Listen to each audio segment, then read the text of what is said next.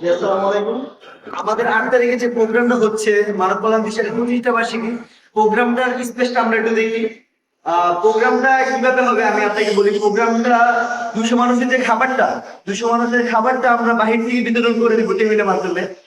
আমাদের যে VIP guest গুলো থাকবে, বিক্টর রনি ভাই থাকবে, তারপরে আমাদের ইসলামী ছাত্র আন্দোলন বাংলাদেশের জয়েন্ট সেক্রেটারি মাহবুব ভাই থাকবে, তারপরে এলাকার গণ্যমান্য ব্যক্তিত্ব সম্পন্ন লোক থাকবে, থানার লোক থাকবে, প্রিন্সিপাল সাহেব থাকবে এবং আমার চাচা থাকবে।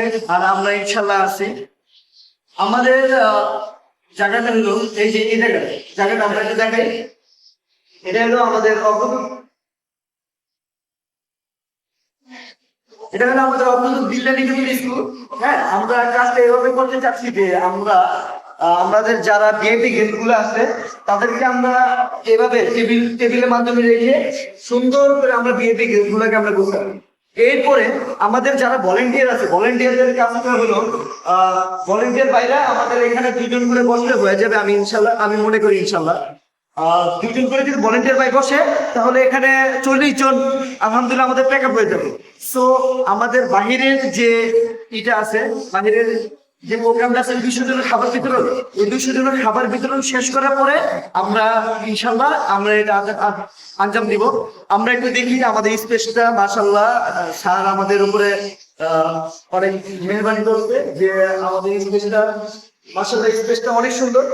তো আমরা যারা ভলেন্টিয়ার ভাই আছি আমরা একটু খেয়াল করবো যে আমাদের যেহেতু স্যার আমাদের উপর একটা অ্যাকশন করছে, আমাদেরকে স্পেসটা দিছে, স্পেসটা যাতে কোনোভাবেই অপরিষ্কার না হয় আমরা ট্রাই করব। তারা যে পরিমাণ পরিষ্কার তাদের যে পরিমাণ ময়লা আছে বা অপরিষ্কার আছে, দেখা যায় টেবিলের ময়লা আছে, আমরা পারলে আমরা ভলেন্টিয়ার ভাইরা আমরা ওটাও পরিষ্কার করে ফেলবো।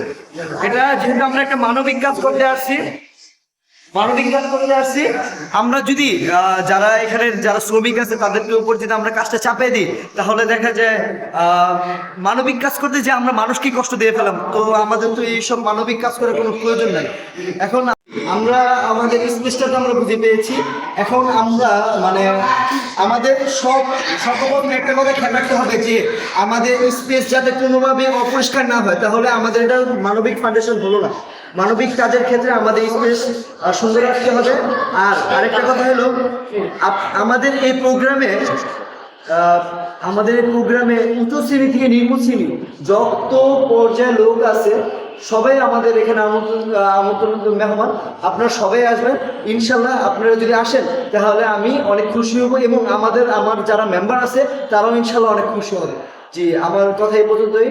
আমি মাইনুদ্দিন আজান, আমার পরিচয় দিতে আমি মাইনুদ্দিন আজান, মানব কল্যাণ দিশারি চেয়ারম্যান অ্যান্ড সিইও।